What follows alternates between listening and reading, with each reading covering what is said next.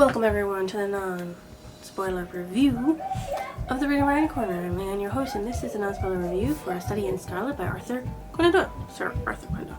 You know his also middle name is Ignatius. So it's Arthur Ignatius Conan Doyle, which is weird. I never knew that about him. Anyways, this is part of a series called Sherlock Holmes. One of the greatest detectives of all time.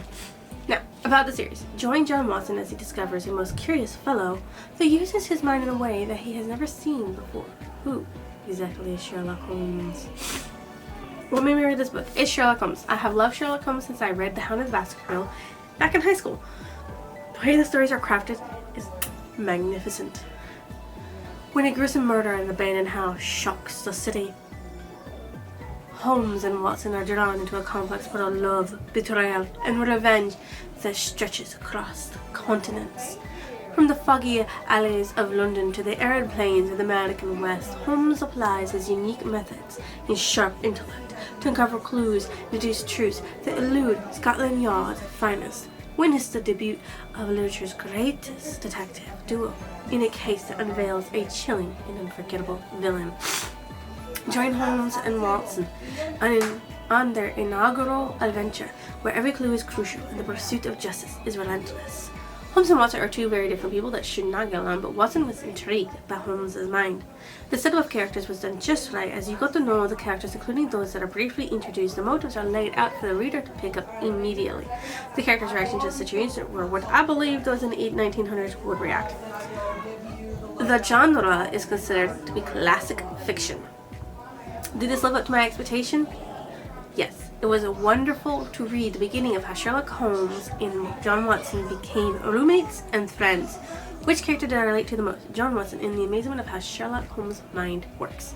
Which secondary character stood out the most? Lestrade wanted to be a great detective and hated that Sherlock Holmes was. What was more important, the character or the plot? The study of Sherlock Holmes. That's the plot. The plot is the study of Sherlock Holmes. Then it's the most important. It's an important part. That's important because all you're doing is learning about Sherlock Holmes and everything he did as he went about discovering things. It technically had one voice and it did not affect my reading. Should you go and read this story/series? Yes, if you love mystery and a unique mind that solves problems. Also, if you like or love the anime Maytante Conan, or Detective Conan, or as it's called, Case Closed in America, that was inspired by Sherlock Holmes, you will like actual Sherlock Holmes. So, if you want to vamoose before you're being spoiled by the Study in Scarlet, drop a like, comment, and a subscription if you would, please. Bye. Alright, folks, spoilers. John Watson, a medical surgeon for the military that was honorably discharged by the military after being injured in the shoulder. He had been looking for a place to live in London that was not expensive. He met Sherlock Holmes and decided to live with him. Sherlock Holmes, a detective that wasn't a part of the police, but would use his mind to help solve all kinds of cases, including murder. Mr. Lestrade, Detective Lestrade, is a detective that asked Sherlock Holmes to solve cases that stumped him. Stanford, an old friend of Watson that introduced Sherlock and John to each other. Tobias Gregson, a detective that reached out to Sherlock Holmes to solve the Study in Scarlet murder, which what Sherlock dubbed it to be. Jefferson Hope, the one that was the murderer for this story. He killed two people. The first was a chance where either he or his victim would die. One was poison pill, and the other one wasn't a poison pill. The other was a stabbing because he did not get the chance to roll the dice on who would die because he offered a choice, but the dude rushed him, so he had no choice but to stab him in the heart. He was getting what he thought was revenge for the death of John Ferrer and Lucy Ferrer, the woman he had loved, and died. Both of them died. He also died of a aneurysm of some type in his heart.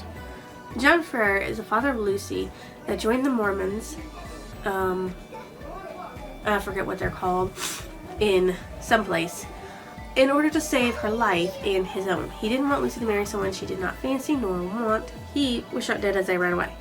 Lucy Ferrer, she became the adopted daughter of John Ferrer after they were the only two to live out of a caravan of travelers. She was raised in a Mormon community but did not want to marry any of the men and become one of the many wives. She fell in love with Jefferson Hope, a traveler that was going through the area.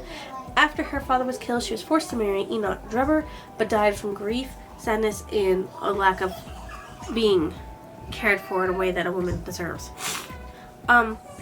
Enoch Drebber, he wanted to marry Lucy for her father's lands, become rich, but long after she died, he left the Mormon life, running from Jefferson. He was killed by poison he took, hoping it was not the poison. Joseph Stringesser had wanted to marry Lucy for her father's land, but did not get it. He left the Mormon life with Drebber, but did not have as much money, so he became Drebber's assistant. He moved to stop Jefferson Hope from killing him, but was stabbed in the heart and died. There was one POV within the story, was John Watson, although they do travel to John Ferry's POV, but it was told,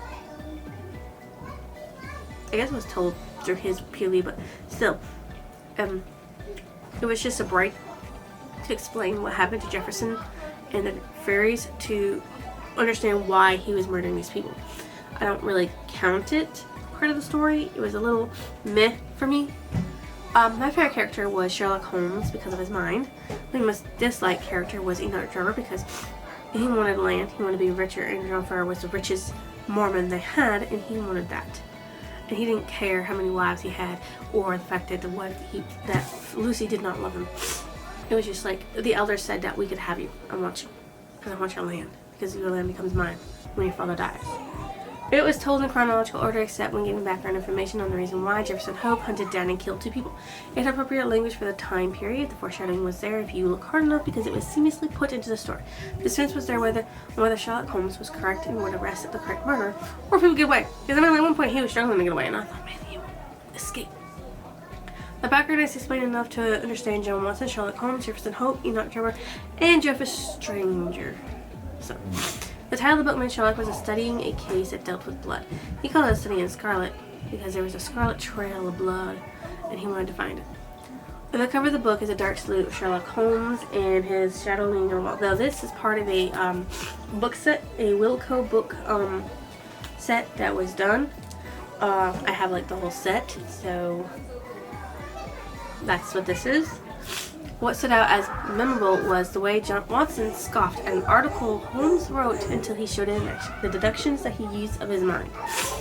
My favorite passage from the story is, I consider that a man's brain originally is like a little empty attic, and you have to stock it with such furniture as you choose. A fool takes in all the lumber of every sort that he comes across, so that the knowledge which might be useful to him gets crowded out, or at best is jumbled up with a lot of other things, so that he has difficulty in laying his hands upon it.